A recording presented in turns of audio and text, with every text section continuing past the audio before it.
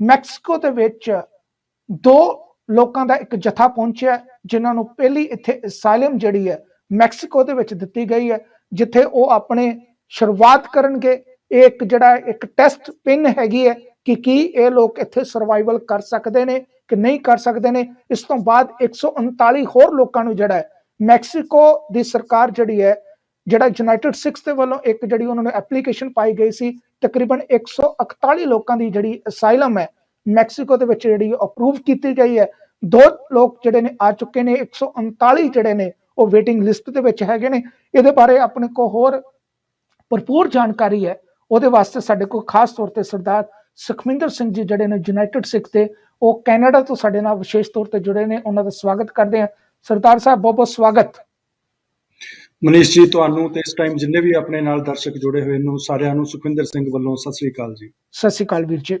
ਪਰ ਮੈਂ ਜ਼ਰੂਰ ਤੁਹਾਡੇ ਕੋਲ ਪੁੱਛਣਾ ਚਾਹੁੰਦਾ ਕਿ ਇੱਕਦਮ ਜਿਹੜਾ ਇਹ ਤੁਹਾਡੇ ਮਨ ਦੇ ਵਿੱਚ ਕਿਸ ਤਰ੍ਹਾਂ ਖਿਆਲ ਆਇਆ ਕਿ ਜੇ ਕਿਤੇ ਵੀ ਕੁਝ ਨਹੀਂ ਹੁੰਦਾ, ਜੇ ਉਹ ਕੈਨੇਡਾ ਨਹੀਂ ਆ ਸਕਦੇ, ਕਿਉਂਕਿ ਕਈਆਂ ਨੇ ਕਿਹਾ ਸੀ ਉਹਨਾਂ ਨੂੰ ਕੈਨੇਡਾ ਲੈ ਕੇ ਆ ਜਾਣਾ, ਕਈ ਕਹਿੰਦੇ ਨਹੀਂ ਸੀ ਸਾਡੀ ਤੇ ਅਮਰੀਕਾ ਸਰਕਾਰ ਨਾਲ ਗੱਲ ਹੋ ਗਈ, ਉਹ ਤੇ ਜਹਾਜ਼ ਭੇਜਣ ਨੂੰ ਤਿਆਰ ਬੈਠੇ ਨੇ, ਕੋਈ ਕਹਿੰਦੇ ਨਹੀਂ ਜੀ ਇੰਗਲੈਂਡ ਜਿਹੜਾ ਹੈ, ਲਓ ਜੀ ਇਹਨਾਂ ਤੋਂ ਅਸੀਂ ਇੰਗਲੈਂਡ ਕੱਲ ਹੀ ਲੈ ਆਉਣਾ।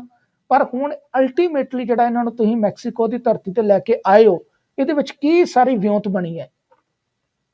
ਹਾਂਜੀ ਮਨੀਸ਼ ਜੀ, ਜਿੱਦਾਂ ਤੁਸੀਂ ਦੱਸਿਆ ਕਿ ਬਹੁਤ ਚਿਰ ਤੋਂ ਕੋਸ਼ਿਸ਼ਾਂ ਇਹ ਜਾਰੀ ਸੀ, ਜਦੋਂ ਤੋਂ ਕਹਿ ਲਓ ਜ਼ਿਆਦਾ ਜਿਹੜਾ ਅਲਾਰਮਿੰਗ ਸਿਚੁਏਸ਼ਨ ਬਣੀ ਸੀ 2018 ਤੇ ਫਿਰ ਜਦੋਂ 2020 ਦੇ ਵਿੱਚ ਬੰਬ ਬਲਾਸਟ ਹੋਏ, ਉੱਥੇ ਗੁਰਦੁਆਰਾ ਸਾਹਿਬ ਤੇ ਅਟੈਕ ਹੋਏ, ਤੇ ਉਦੋਂ ਤੋਂ ਫਿਰ ਇੱਕ ਕਿਸਮ ਦਾ ਡਿਕਲੇਅਰ ਹੋ ਗਿਆ ਸੀ ਕਿ ਵੀ ਹੁਣ ਅਫਗਾਨਿਸਤਾਨ ਦੇ ਵਿੱਚ ਮਾਈਨੋਰਟੀਜ਼ ਦਾ, ਸਿੱਖ ਤੇ ਹਿੰਦੂ ਮਾਈਨੋਰਟੀਜ਼ ਦਾ ਲਾਈਫ ਨੂੰ ਬਹੁਤ ਜ਼ਿਆਦਾ ਖਤਰਾ। ਸੋ ਉਦੋਂ ਤੋਂ ਹੀ ਸਾਡੀਆਂ ਕੋਸ਼ਿਸ਼ਾਂ ਬਹੁਤ ਦੇਰ ਪਹਿਲਾਂ ਤੋਂ ਸਾਡੀਆਂ ਕੈਨੇਡਾ ਦੇ ਵਿੱਚ ਵੀ ਗੌਰਮੈਂਟ ਨਾਲ ਚੱਲ ਰਹੀਆਂ ਸੀ, ਉਮੀਦ ਕਰਦੇ ਆ ਪਾਈਆਂ ਗਈਆਂ ਤੇ ਮੀਟਿੰਗਸ ਕੀਤੀਆਂ ਗਈਆਂ ਐਮਪੀਜ਼ ਦੇ ਨਾਲ, ਫੋਰਨ ਮਿਨਿਸਟਰਸ ਦੇ ਨਾਲ।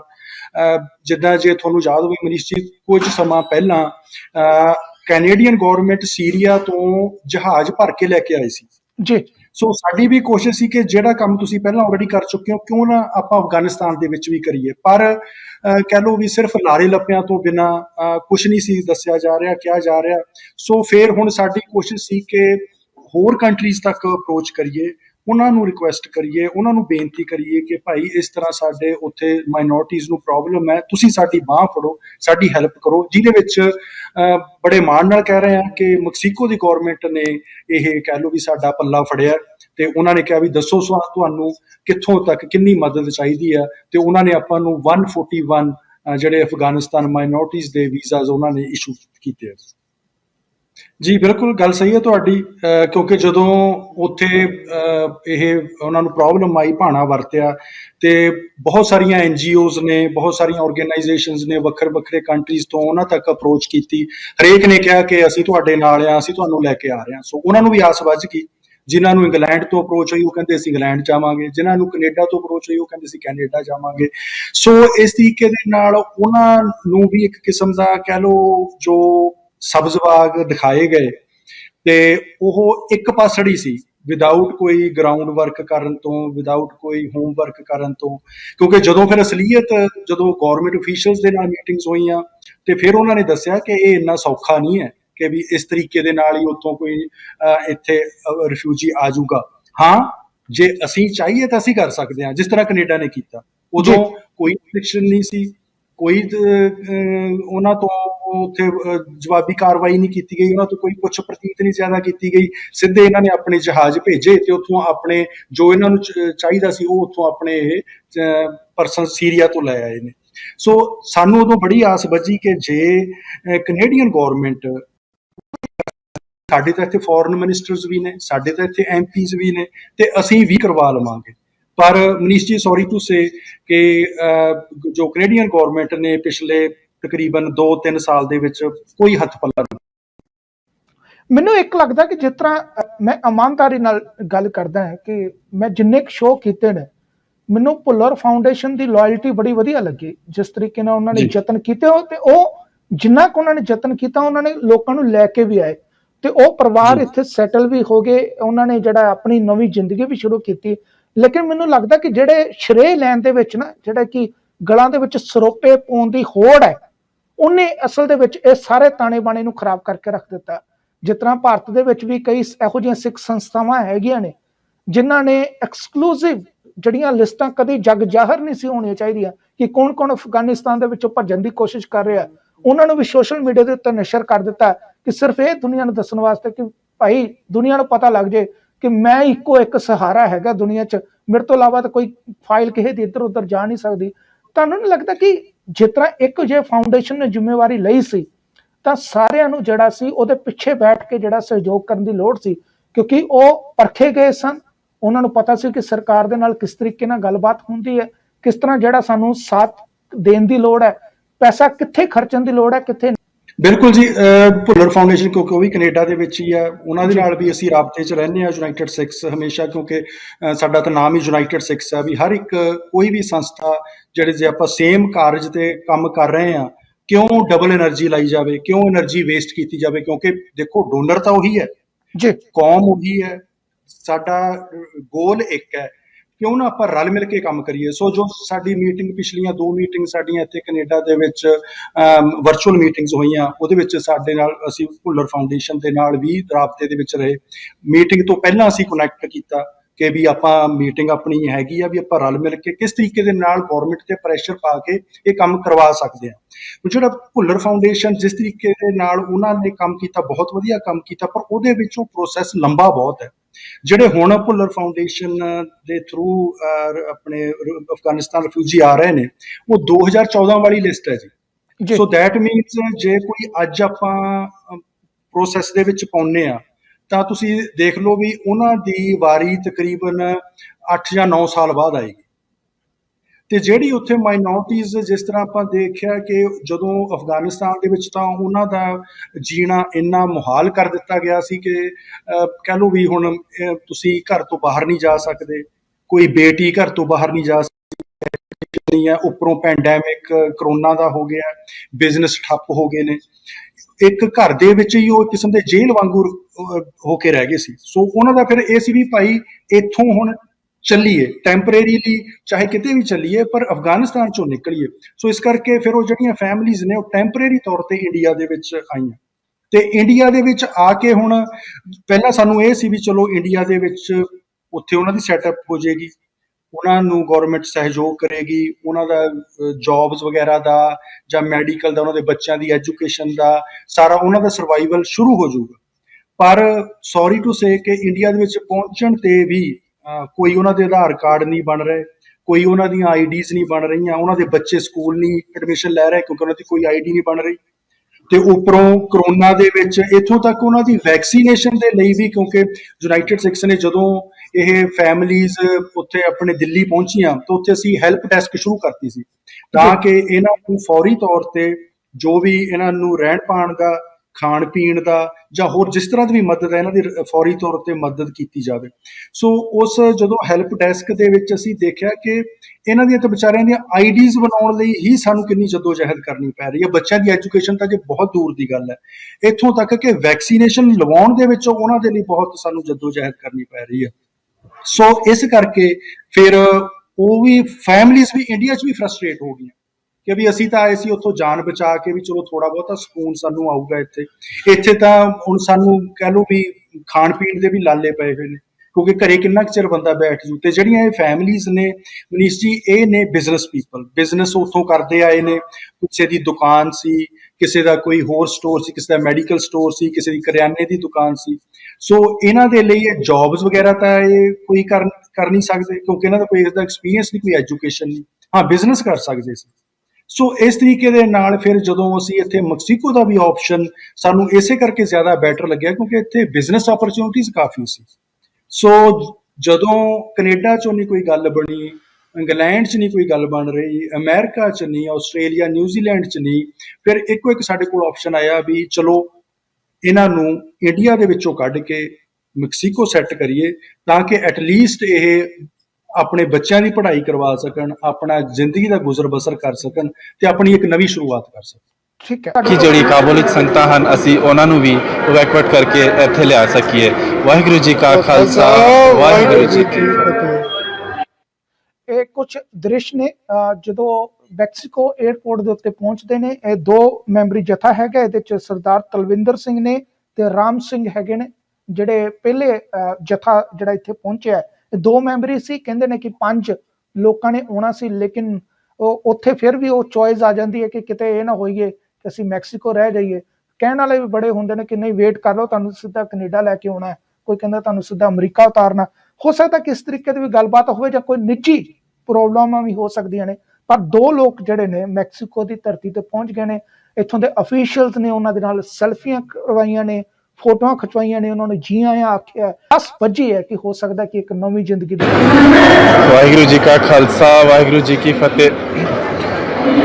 ਪਿਛਲੇ 4 ਮਹੀਨਿਆਂ ਤੋਂ ਯੂਨਾਈਟਿਡ ਸਿੱਖਸ ਦੀ ਐਫਰਟ ਅਰੇ ਮਿਹਨਤ ਰੰਗ ਲਾਈ ਹੈ। ਅੱਜ ਸਾਡਾ ਅਫਗਾਨ ਦਾ ਪਹਿਲਾ ਜੱਥਾ ਇੱਥੇ ਪਹੁੰਚਿਆ ਹੈ। ਦਾਸ ਤਲਵਿੰਦਰ ਸਿੰਘ, ਮਿਸਟਰ ਰਾਮ ਸਿੰਘ ਸਜਨਾਲ, ਯੂਨਾਈਟਿਡ ਸਿੱਖ ਦੀਆਂ ਮਿਹਨਤਾਂ ਬਹੁਤ ਹੀ ਸਾਡੇ ਨਾਲ 4 ਮਹੀਨਿਆਂ ਤੋਂ ਇਨ ਟੱਚ ਰਹੇ ਔਰ ਕੋਸ਼ਿਸ਼ਾਂ ਕਰਦੇ ਰਹੇ। ਅਸੀਂ ਯੂਨਾਈਟਿਡ ਸਿੱਖਸ ਦਾ ਬਹੁਤ ਧੰਨਵਾਦ ਕਰਦੇ ਹਾਂ। ਅਸੀਂ ਬਹੁਤ ਸੁੱਖ ਨਾਲ ਇੱਥੇ ਪਹੁੰਚੇ ਹਾਂ, ਵੈਰੀ ਈਜ਼ੀ, ਔਰ ਇਮੀਗ੍ਰੇਸ਼ਨ 'ਚ ਵੀ ਕੋਈ ਪ੍ਰੋਬਲਮ ਨਹੀਂ ਸੀਗੀ।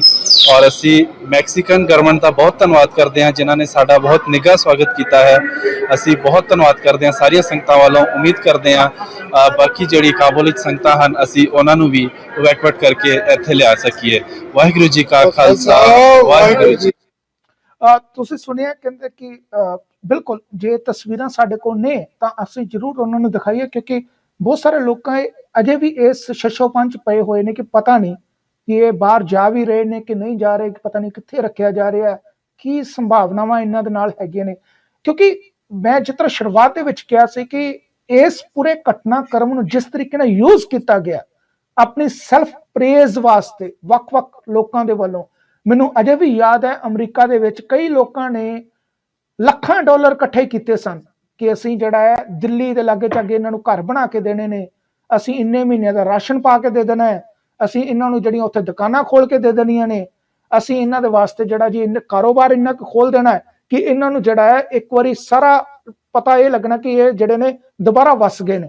ਪਰ ਜਿਸ ਤਰ੍ਹਾਂ ਤੁਸੀਂ ਦੱਸ ਰਹੇ ਹੋ ਕਿ ਅਸੀਂ ਉੱਥੇ ਹੈਲਪ ਡੈਸਕ ਲਾਇਆ ਹੈ ਔਰ ਹੈਲਪ ਡੈਸਕ ਦੇ ਉੱਤੇ ਆਈਡੀਜ਼ ਨਹੀਂ ਬਣ ਰਹੀਆਂ, ਸਟੱਡੀ ਨੂੰ ਲੈ ਕੇ ਚੈਲੰਜ ਆ ਰਹੇ ਨੇ, ਇਹ ਆਪਣੇ ਆਪ 'ਚ ਸੋਚਣ ਲਈ ਮਜਬੂਰ ਹੋਣਾ ਪੈ ਰਿਹਾ ਹੈ ਕਿ ਕੀ ਆਪਾਂ ਦਿਖਾ ਕੀ ਰਹੇ ਹਾਂ, ਅਸੀਂ ਕਰ ਕੀ ਰਹੇ ਹਾਂ ਤੇ ਅਸੀਂ ਦੁਨੀਆ ਨੂੰ ਦੱਸਣਾ ਕੀ ਚਾਹੁੰਦੇ ਹਾਂ।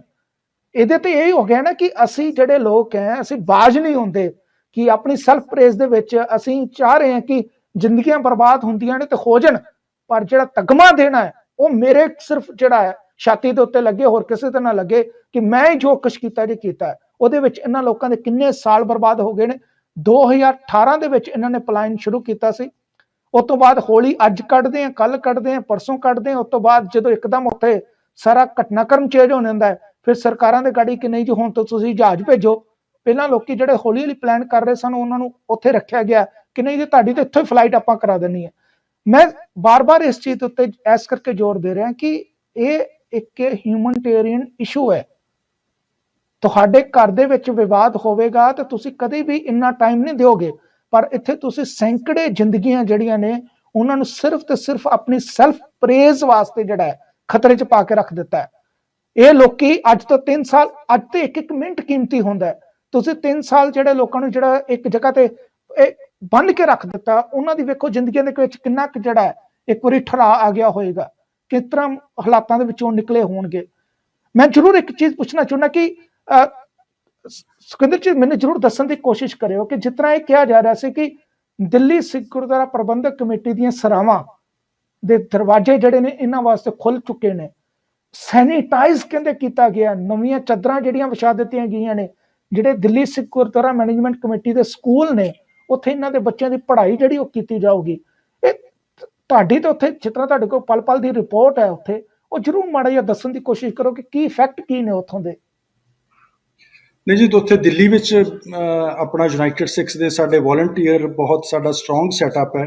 ਤੇ ਜਦੋਂ ਇਹ ਅਫਗਾਨੀ ਸਾਡੇ ਭੈਣ ਭਰਾ 에ਅਰਪੋਰਟ ਤੇ ਆਏ ਉਦੋਂ ਤੋਂ ਹੀ ਅਸੀਂ ਇਹਨਾਂ ਦੇ ਨਾਲ in touch C, not even ਉਦੋਂ ਤੋਂ ਹੀ, ਈਵਨ ਜਦੋਂ ਅਫਗਾਨਿਸਤਾਨ ਤੋਂ ਚੱਲੇ ਨੇ, ਕਿਉਂਕਿ ਯੂਨਾਈਟਿਡ ਸਿੱਖਸ ਦਾ ਇੱਕ ਚੈਪਟਰ ਪਾਕਿਸਤਾਨ ਦੇ ਵਿੱਚ ਹੈ। ਸਾਡੇ ਡਾਇਰੈਕਟਰ ਨੇ ਉੱਥੇ ਹਰਦਿਆਲ ਸਿੰਘ ਜੀ, ਸੋ ਉਹ ਇਹਨਾਂ ਦੇ ਨਾਲ ਪੂਰਾ ਰਾਬਤੇ ਵਿੱਚ ਸੀ। ਤੇ ਈਵਨ ਅਫਗਾਨੀ ਕਮਿਊਨਿਟੀ ਦੇ ਵਿੱਚ ਜਿਹੜੇ ਉੱਥੋਂ ਦੇ ਮੋਹਤਬਰ ਸੀਗੇ, ਜਿਹੜੇ ਗੁਰਦੁਆਰਾ ਸਾਹਿਬ ਦੇ ਪ੍ਰਧਾਨ ਸੀ ਜਾਂ ਹੈੱਡ ਗ੍ਰੰਥੀ ਸੀ, ਉਹਨਾਂ ਦੇ ਨਾਲ ਅਸੀਂ ਇਨ ਟੱਚ ਸੀਗੇ। ਸੋ ਪਹਿਲੇ ਦਿਨ ਤੋਂ ਹੀ ਜਦੋਂ ਇਹ ਅਫਗਾਨਿਸਤਾਨ ਤੋਂ ਚੱਲੇ ਨੇ, ਉਦੋਂ ਤੋਂ ਹੀ ਯੂਨਾਈਟਿਡ ਸਿੱਖਸ ਇਹਨਾਂ ਦੇ ਨਾਲ ਰਾਬਤੇ ਵਿੱਚ ਸੀ। ਹਾਂਜੀ, ਏਅਰਪੋਰਟ ਤੇ ਬਹੁਤ ਹੋਰ ਵੀ ਸੰਸਥਾਵਾਂ ਉੱਥੇ ਪਹੁੰਚੀਆਂ, ਇਹਨਾਂ ਨੂੰ ਰਿਸੀਵ ਕਰਨ ਲਈ ਭਰਵਾਂ ਸਵਾਗਤ ਕੀਤਾ ਗਿਆ, ਨਿੱਘਾ ਸਵਾਗਤ ਕੀਤਾ ਗਿਆ। ਪਰ ਕੁਝ ਸਮੇਂ ਬਾਅਦ ਹੀ ਸਾਨੂੰ ਕਿਉਂਕਿ ਹੈਲਪ ਡੈਸਕ ਇਹਨਾਂ ਨੂੰ ਆਲਰੇਡੀ ਦੱਸ ਦਿੱਤਾ ਗਿਆ ਸੀ ਕਿ ਯੂਨਾਈਟਿਡ ਸਿੱਖਸ ਦੀ ਹੈਲਪ ਡੈਸਕ ਤੁਹਾਡੇ ਲਈ ਅਵੇਲੇਬਲ ਹੈ, ਦਿੱਲੀ ਦੇ ਵਿੱਚ ਚੱਲ ਰਹੀ ਹੈ। ਜਦੋਂ ਵੀ ਤੁਹਾਨੂੰ ਕਿਤੇ ਕੋਈ ਵੀ ਹੈਲਪ ਦੀ ਲੋੜ ਹੈ ਤਾਂ ਤੁਸੀਂ ਸਾਨੂੰ ਆਵਾਜ਼ ਮਾਰਨੀ ਆ, ਅਸੀਂ ਤੁਹਾਡੇ ਲਈ ਉੱਥੇ ਤੁਹਾਡੀ ਸੇਵਾ ਲਈ ਬੈਠੇ ਹਾਂ। ਤੇ ਹੈਲਪ ਡੈਸਕ ਤੇ ਫਿਰ ਸਾਡੇ ਅਫਗਾਨੀ ਭੈਣਾਂ ਭਰਾਵਾਂ ਦੀ ਅਪਰੋਚ ਸ਼ੁਰੂ ਹੋਈ ਕਿ ਵੀ ਸਾਨੂੰ ਤਾਂ ਜੀ ਸਾਡੀ ਬਾਂਹ ਫੜੋ, ਸਾਡੀ ਮਦਦ ਕਰੋ, ਸਾਨੂੰ ਤਾਂ ਖਾਣ ਪੀਣ ਲਈ, ਗਰੋਸਰੀ ਦੇ ਲਈ ਬੜੀ ਮੁਸ਼ਕਲ ਆ ਰਹੀ ਹੈ, ਬੱਚਿਆਂ ਦੀ ਕੋਈ ਆਈਡੀਜ਼ ਨਹੀਂ ਬਣ ਰਹੀਆਂ, ਰਹਿਣ ਦੀ ਸਾਨੂੰ ਪ੍ਰੋਬਲਮ ਆ ਰਹੀ ਹੈ, ਤੇ ਹੋਰ ਮੈਡੀਕਲ ਉੱਥੇ ਇੱਕ ਦੋ ਇੱਦਾਂ ਦੇ ਇਸ਼ੂ ਹੋਏ। ਇੱਕ ਛੋਟਾ ਬੱਚਾ ਸੀ ਜਿਹਨੂੰ ਨਮੂਨੀਆ ਹੋ ਗਿਆ, ਸੋ ਉਹਦੇ ਲਈ ਮੈਡੀਕਲ ਦੀ ਬੜੀ ਕਹਿ ਲਓ, ਕਿਉਂਕਿ ਉਹ ਕੋਈ ਹੋਰ ਆਈਡੀ ਨਹੀਂ ਸੀ, ਤੇ ਉੱਪਰੋਂ ਪੈਂਡੈਮਿਕ ਕਰਕੇ ਕੋਈ ਹਸਪੀਟਲ ਉੱਥੇ ਪੇਸ਼ੈਂਟਸ ਨੂੰ ਬਿਲਕੁਲ ਲਾਗੇ ਨਹੀਂ ਸੀ ਲੱਗਣ ਦੇ ਰਹੇ।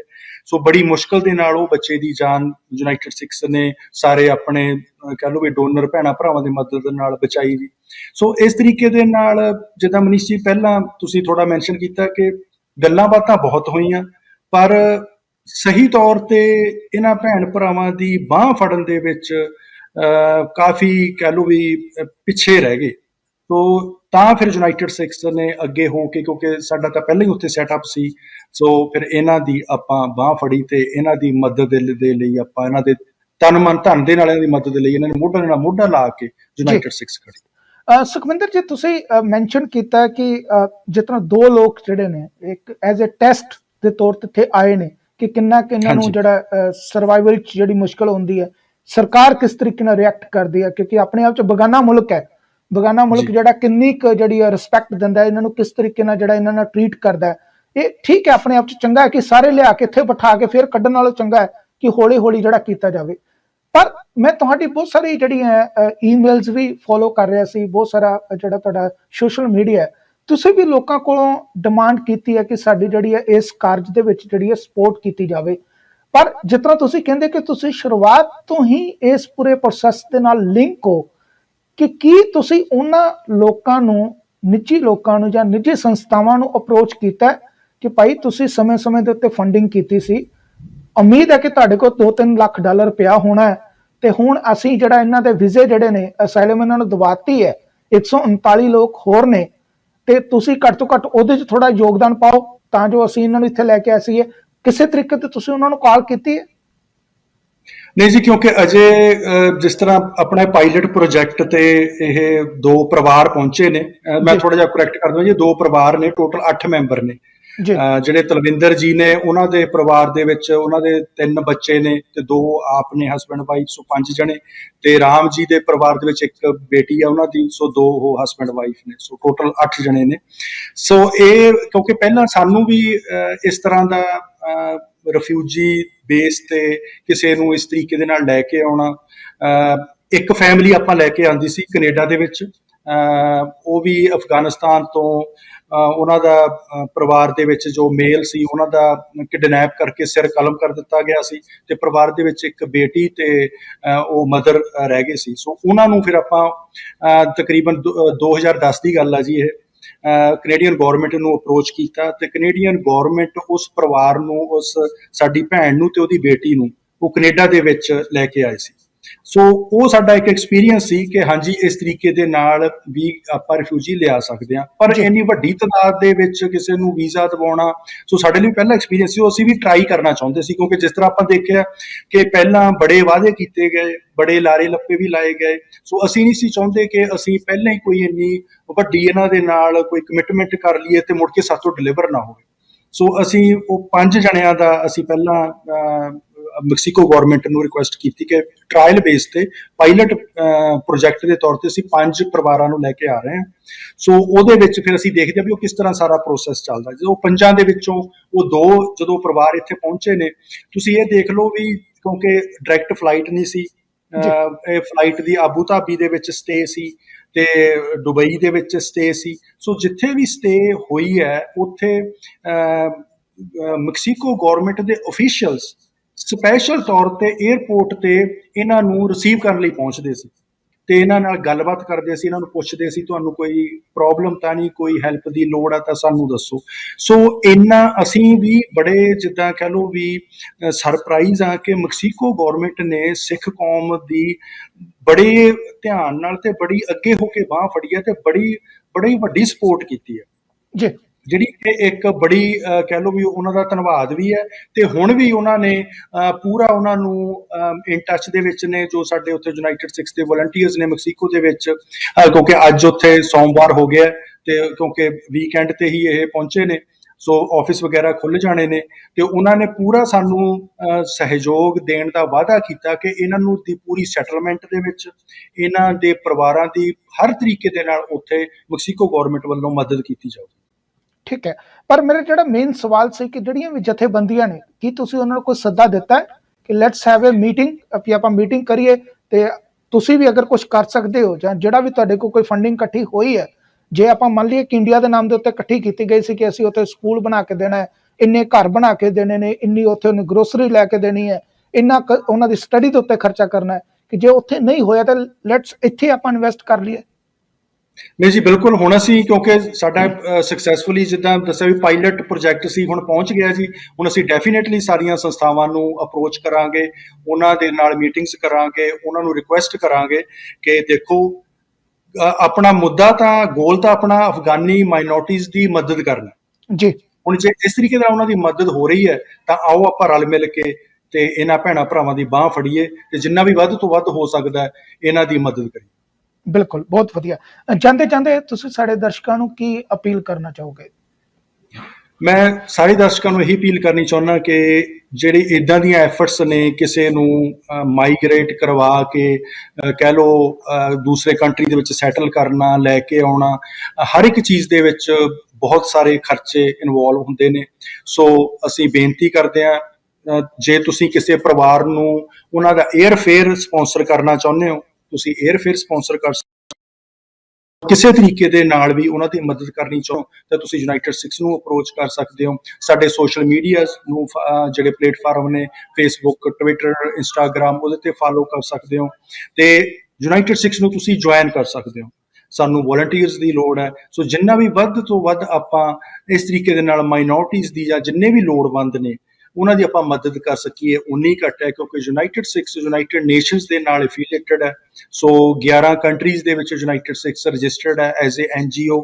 ਸੋ ਹਰ ਤਰੀਕੇ ਦੇ ਨਾਲ ਤੁਸੀਂ ਕਿਸੇ ਵੀ ਫੀਲਡ ਦੇ ਵਿੱਚ, ਕਿਉਂਕਿ ਮੇਨ 3 ਫੀਲਡ ਨੇ ਜਿਹਨਾਂ 'ਚ ਯੂਨਾਈਟਿਡ ਸਿਕਸ ਕੰਮ ਕਰਦਾ, ਹਿਊਮੈਨਿਟੇਰੀਅਨ ਏਡ ਹੈ, ਦੂਸਰਾ ਐਡਵੋਕੇਸੀ ਦਾ ਕੰਮ ਹੈ ਤੇ ਤੀਸਰਾ ਐਜੂਕੇਸ਼ਨ ਤੇ ਇੰਪਾਵਰਮੈਂਟ ਦਾ ਕੰਮ ਹੈ। ਤੁਸੀਂ ਆਪਣੇ ਟੇਸਟ ਦੇ ਅਨੁਸਾਰ, ਆਪਣੇ ਕਹਿ ਲਓ ਵੀ ਆਪਣੀ ਮਰਜ਼ੀ ਦੇ ਅਨੁਸਾਰ ਤੁਸੀਂ ਆਪਣਾ ਫੀਲਡ ਚੂਜ਼ ਕਰ ਸਕਦੇ ਹੋ।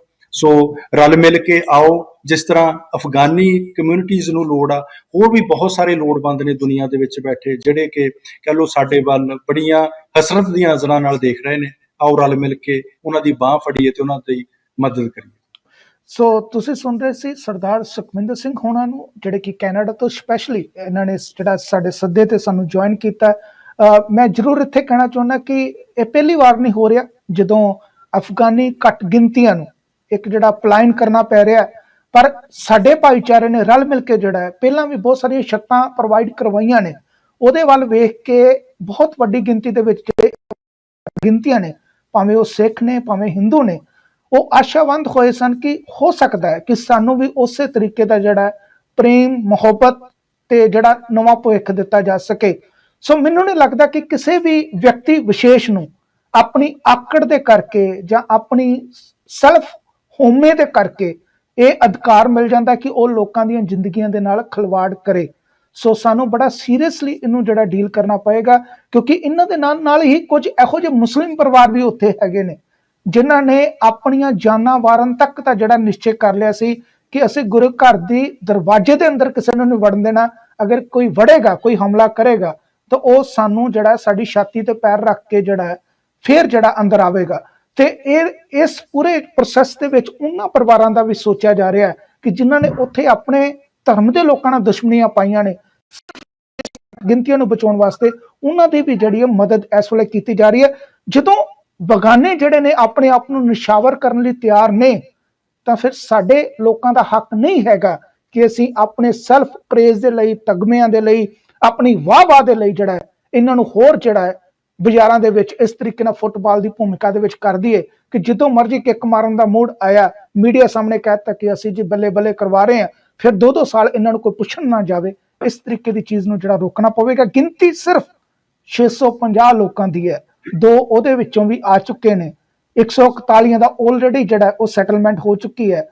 ਹੋਰ ਆਪਾਂ ਨੂੰ ਕੀ ਚਾਹੀਦਾ ਹੈ? ਥੋੜੇ ਜਿਹੇ ਲੋਕਾਂ ਦੇ ਵਾਸਤੇ ਰਲ ਮਿਲ ਕੇ ਚੱਲਣ ਦੀ ਲੋੜ ਹੈ। ਸੁਖਵਿੰਦਰ ਜੀ, ਬਹੁਤ ਬਹੁਤ ਧੰਨਵਾਦ।